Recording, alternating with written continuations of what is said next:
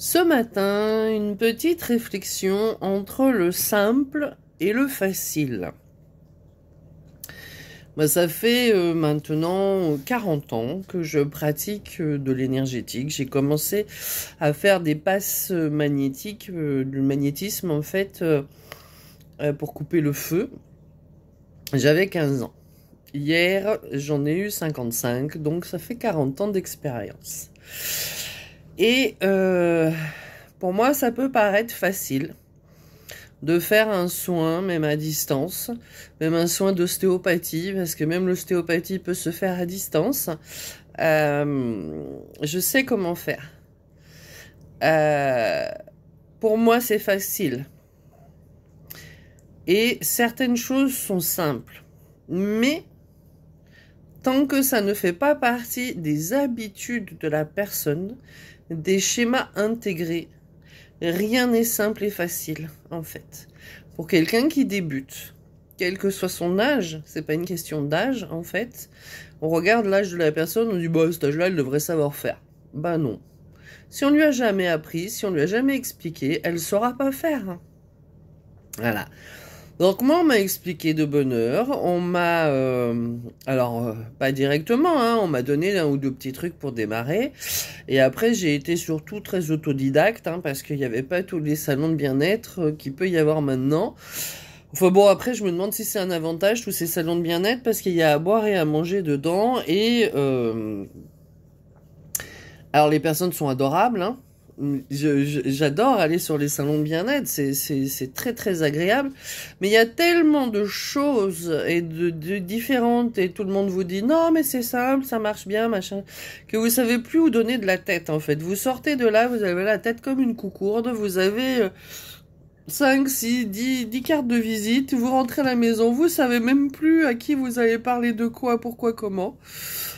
Et après, très difficile de faire un choix ou de soi-même pouvoir faire les choses qu'on nous a expliquées.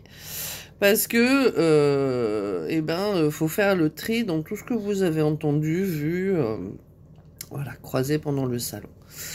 C'est très bien parce que ça vous met dans une ambiance énergétique différente de la vôtre, ça vous amène des informations, mais qu'il va peut-être falloir du temps pour les décoder, tout simplement. Oui, donc ce décodage va prendre un peu de temps. Et en tant qu'ancienne monitrice auto-école, je sais qu'il y a plusieurs méthodes d'apprentissage. Et il y a aussi plusieurs types de cerveau. Et je sais que à l'auto-école, plus la personne avait un niveau d'études élevé, plus c'était compliqué pour elle d'apprendre à conduire. Parce que tout était dans la tête. Et rien n'allait dans les pieds, dans les mains. Si on prenait un petit apprenti, n'importe quel métier, hein, un métier très manuel, alors lui, dès qu'il comprenait, pouf, ça passait à l'action. Alors que le cérébral, lui, ça reste dans la tête et ça passe jamais à l'action. L'action est beaucoup plus compliquée pour lui. L'apprentissage, pas du tout. Mais l'action, oui. Donc, dire à quelqu'un, mais pourtant c'est pas compliqué, tu devrais y arriver, eh ben si. Pour certaines personnes, même la plus simple des choses est compliquée. Plus le niveau d'étude est élevé, plus le cerveau se torture en fait, plus le mental se torture et a besoin d'informations pour pouvoir y arriver. Donc, ne vous fustigez pas si vous y arrivez pas du premier coup, c'est en essayant qu'on y arrive. Certaines personnes ont des capacités dans ce domaine et ont des facilités.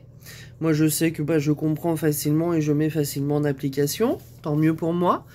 Et j'ai une facilité aussi à transmettre l'information aux gens parce que je fais visualiser à la personne. Je lui fais voir, je mets beaucoup d'humour dans mes formations, je mets, de la patience. J'ai énormément de patience. Avec moi, moins. Avec mes proches, moins aussi. Avec les personnes qui sont en apprentissage, j'en ai énormément, heureusement. Que dans un certain domaine de ma vie, ma patience arrive à s'exprimer. Pardon, j'ai un petit enrouement.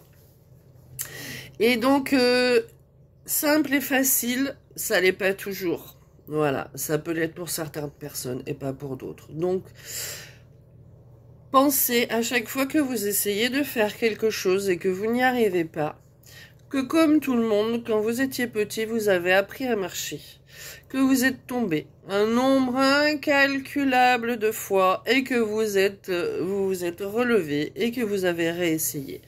Et tout apprentissage dans la vie se passe comme ça.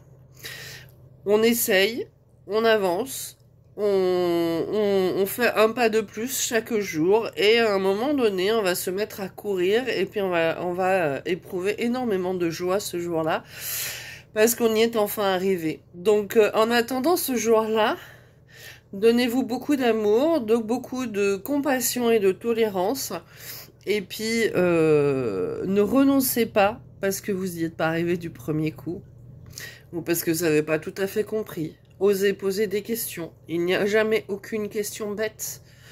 Si vous posez cette question-là, c'est que à l'intérieur de vous, vous n'avez pas trouvé la réponse et que la personne qui est en face de vous l'a sûrement. Et si elle est intelligente, elle va vous la donner de façon à ce que le cheminement dans votre tête construise les traces nécessaires, les mémoires nécessaires pour que ça devienne un automatisme en fait. Voilà. Et c'est en répétant quelque chose qu'on arrive à le faire correctement. Moi, je me rappelle toujours quand j'apprenais à démarrer aux élèves, je dis, est-ce que tu as essayé avec papa, maman? Oui.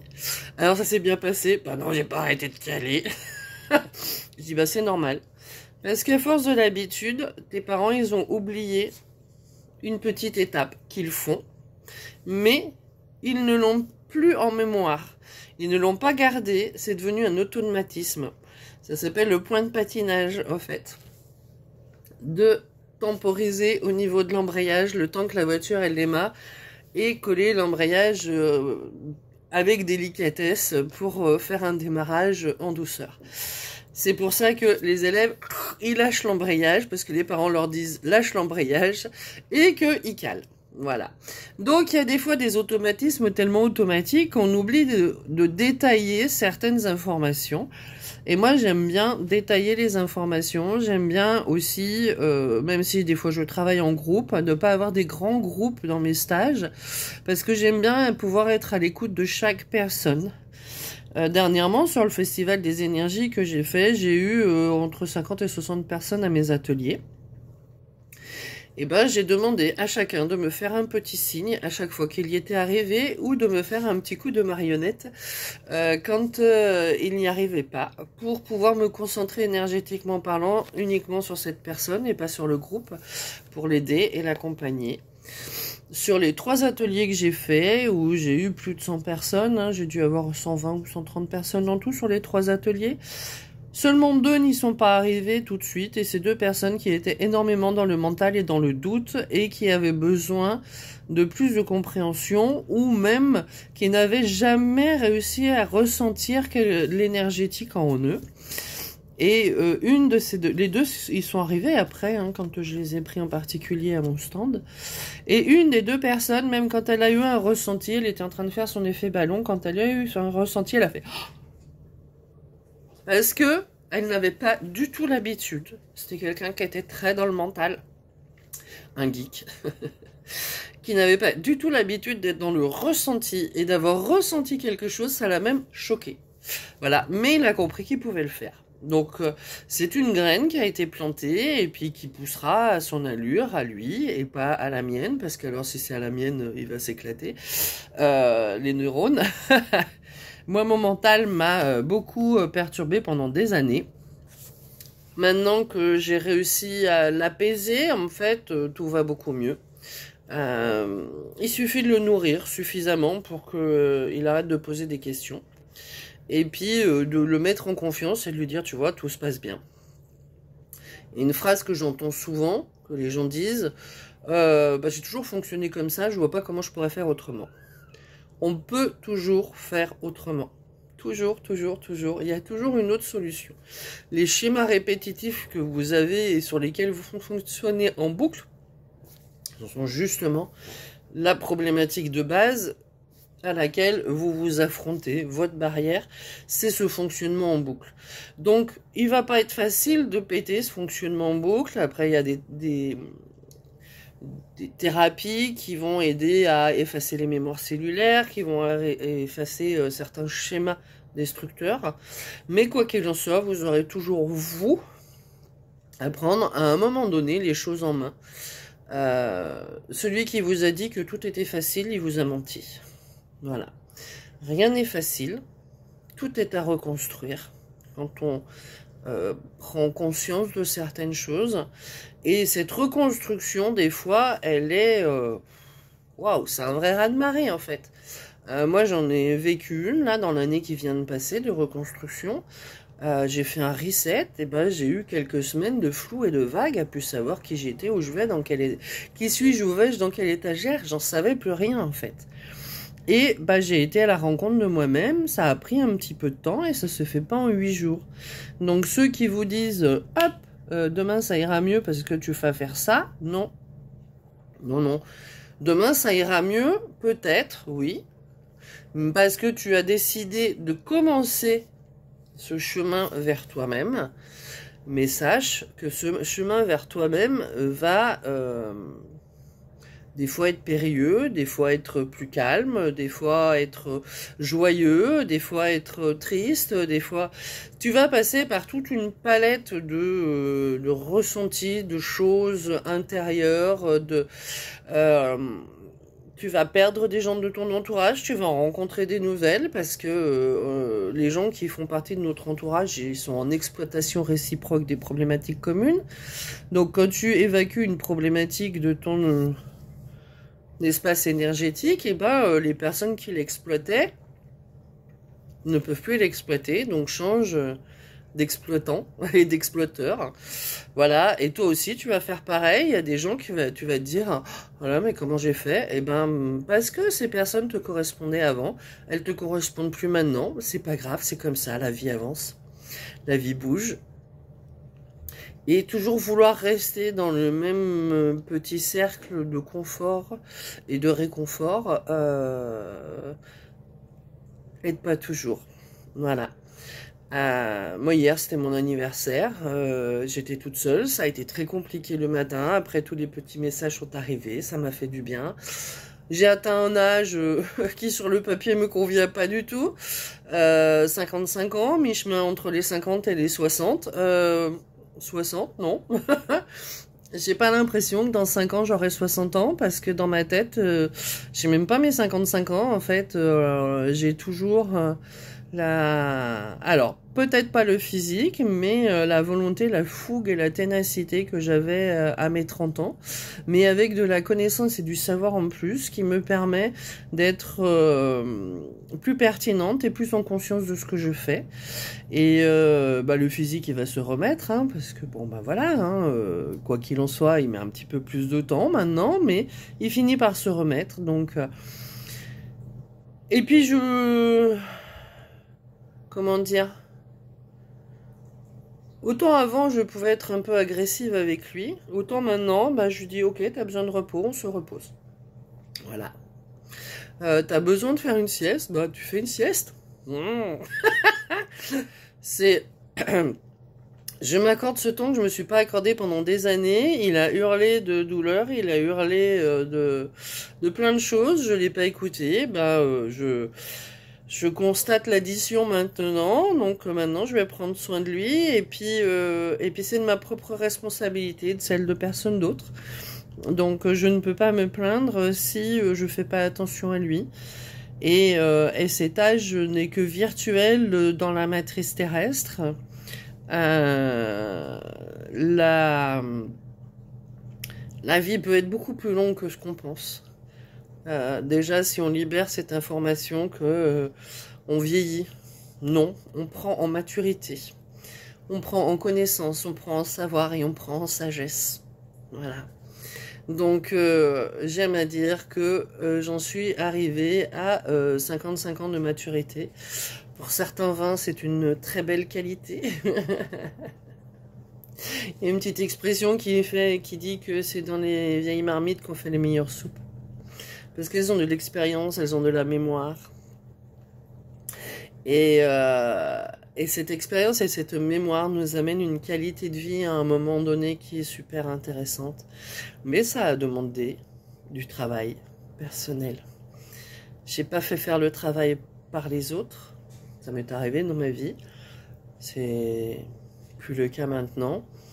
Et puis, chaque chose se fait en son temps, à son rythme et en pleine conscience. Et ça devient facile le jour où on est super aligné et que ça devient un automatisme. En attendant, certaines choses ont beau être simples, elles ne sont pas pour autant faciles. Donc, je vous encourage à essayer. Alors, il y a une expression qui dit essayer, c'est déjà raté. Non, non, non.